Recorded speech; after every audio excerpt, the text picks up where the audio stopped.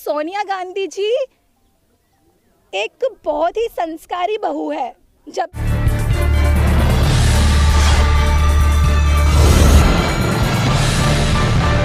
Engineer Anshu अरेले आपकी जन अदालत न्यूज़ के साथ आपका स्वागत है।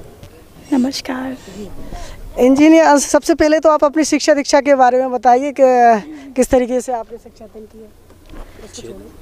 जी, मैंने सबसे पहले स्टार्टिंग जो मेरी स्कूलिंग की थी वो 8th क्लास तक MP बोर्ड की थी। उसके बाद 9th 10th मैंने केंद्रीय विद्यालय से किया भिंड से, और 11th 12th नहीं किया, मैंने पॉलीटेक्निक किया, महिला पॉलीटेक्निक कॉलेज भिंड से। फिर उसके बाद जस्ट सेकेंड ईयर में एडमिशन मिला BTech के लिए IT ब्रांच से, जो कि रुस्तम जी इंस्टीट्यूट ऑफ टेक्नोलॉजी से किया, टेकनपुर से, सेमी गवर्नमेंट कॉलेज है।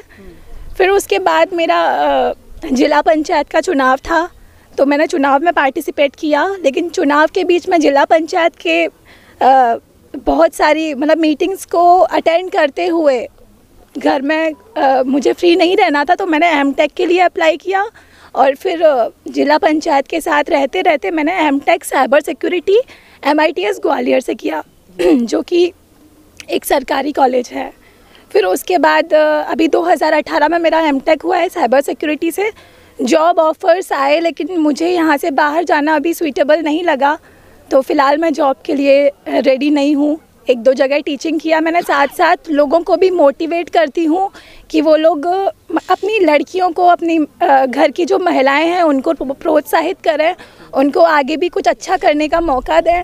क्योंकि यहाँ पे जो हमारा भिंड जिला है वो क्यों पिछड़ा हुआ है, उसका एक रीज़न है। यहाँ पे क्या, वैसे तो हमारा देश ही पुरुष प्रधान देश है, तो यहाँ पे बहुत सारे ज़िले ऐसे मिल जाएंगे, बहुत सारी तहसीलें मिल जाएंगी। देश में ऑलमोस्ट जो पार्ट है वो महिलाओं को पीछे ही रखने की उनकी मुहिम रहती है, और महिलाएं खुद भी डिमोटिवेट रहती हैं, क्योंकि उनको मौका नहीं मिलेगा तो वो खुद ही सोचेंगी कि हम महिलाएं तो थोड़ा दब के रहें।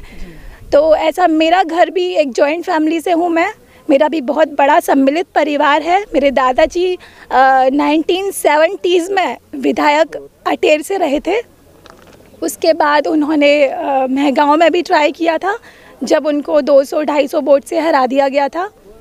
लेकिन अटेर में आज भी अगर आप जाएंगे तो उनके नाम से ही, जो भी हमारा युवा वर्ग में, तो उनको बहुत कम लोग जानते होंगे, क्योंकि आज से 45 इयर्स पहले की बात है। तो जो बुज़ुर्ग हैं मेरे घर में आज भी, वो बड़े समाज सेवी भाव से आज भी मेरे दादाजी केस लड़ते हैं लोगों के।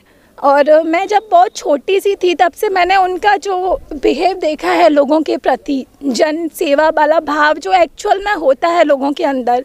हम लोग बहुत ही ज़मीनी स्तर से जुड़े हुए लोग हैं, बहुत ज़्यादा सुखारू नहीं हैं हम, तो बहुत छोटी सुविधाओं में, बहुत छोटी छोटी चीज़ों में हमें ये रहता है कैसे इसका हम बहुत अच्छा यूज़ करके कुछ बड़ा करने की कोशिश करें। तो ये बात मैं पूरे ज़िले में जहाँ भी मुझे मौका मिलता है, चाहे वो गांव हो, चाहे वो मुझे यहाँ से भिंड से बाहर जाने का मौका मिले, तो भी मैं लोगों को बोलती हूँ कि ऐसे बहुत कम सुविधाओं में हम कितना अच्छा करने की कोशिश करते हैं। और इसका प्रूफ मैंने क्लासिकल डांसिंग का भी शौक़ है मुझे, मैंने कथक से भी 6 साल का डिग्री ले रखा है, लेकिन मैं रेगुलर स्टूडेंट नहीं थी, क्योंकि मुझे खुद का इंटरेस्ट था। मैंने कहा कि इससे अगर आगे भविष्य में मुझे मौका मिले तो एक तरीके से सांस्कृतिक धरोहर है हमारे इंडिया की, कथक नृत्य जो कि यूपी का है। तो आजकल क्या होता है ना, बच्चों को डांस का शौक़ है, लेकिन वो वेस्टर्न की साइड जाते हैं, पश्चिम सभ्यता की साइड जाते हैं। तो उससे भी मैं ये मैसेज देती हूँ लोगों को, क्योंकि हमारी इंडिया की भी बहुत सारी चीज़ें ऐसी हैं जो आज फॉरेन में जाके बहुत डेवलप करके वो लोग अपना नाम ले लेते हैं। हमारी हिस्ट्री में जो भी मैंने हिस्ट्री की बुक्स पढ़ी हैं, पुरानी हमारी जो भी किताबें थी, पुराने हमारे जो भी लेख थे, जो हड़प्पा सभ्यता से मिली है, लोथल से मिली हैं, तो वो सारी चीज़ें कैसे जो विदेशी लोग थे वो लेके बाहर गए, और उन्होंने क्या, वो अपना नाम दे दिया उसको। हमारे इंडिया के लोगों को गुलाम बने रहने की क्यों आदत है, मुझे तो ये समझ नहीं आता।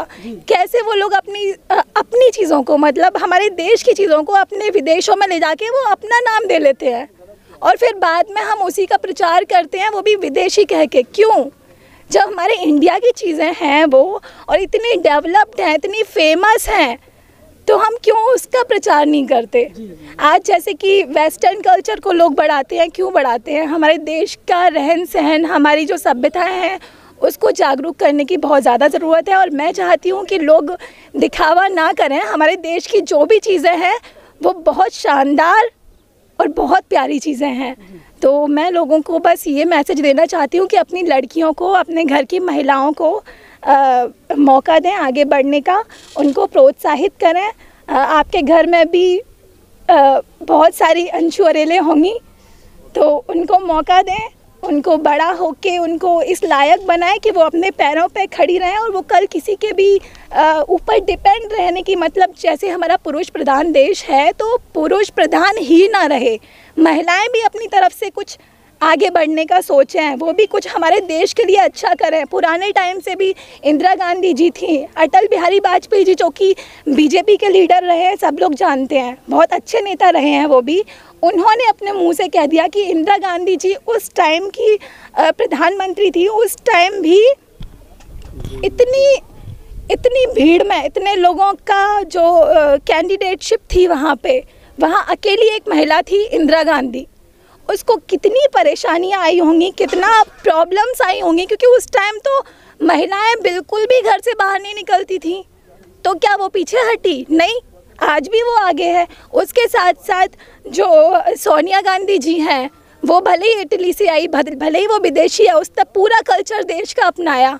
वो आज अपने पति की, अपने जो भी उसके ससुराल की धरोहर थी उसको मेंटेन करने के लिए आज हमारे देश के हित में वो काम कर रही है।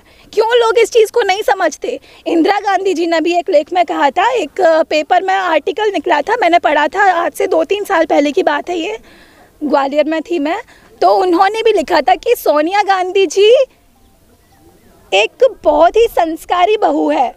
जब भी वो सुबह जाती थी अपने लोगों के बीच में अपनी मीटिंग्स अटेंड करने, तो सुबह 5-6 बजे के समथिंग ही उनको कपड़े इस्त्री करके मिलते थे। कोई विदेशी महिला ऐसे कर रही है, मतलब वो हमारे देश के कल्चर को उसने अपनाया है, तो वो विदेशी कहाँ से हो गई? क्यों लोग नहीं समझते इस बात को? आज उसने शादी एक देश के पुरुष से की है। ऐसे तो पुराने ज़माने में जाएं तो अकबर ने कई राजपूतों से शादी करी थी, उसकी कितनी राजपूताना जो रानियां थी वो राजपूताना घरों की थी। तो हम ये नहीं कह, वो तो अफ़गानिस्तान के राजपूत लोग थे, तभी उन्होंने अपने रिश्ते वहाँ करके इंडिया को एकजुट किया। तो क्यों लोग इस बात को नहीं मानते कि अगर कोई हमारे देश हित में काम कर रहा है तो वो विदेशी कैसे विदेशी, वो देश हित में काम कर रहा है।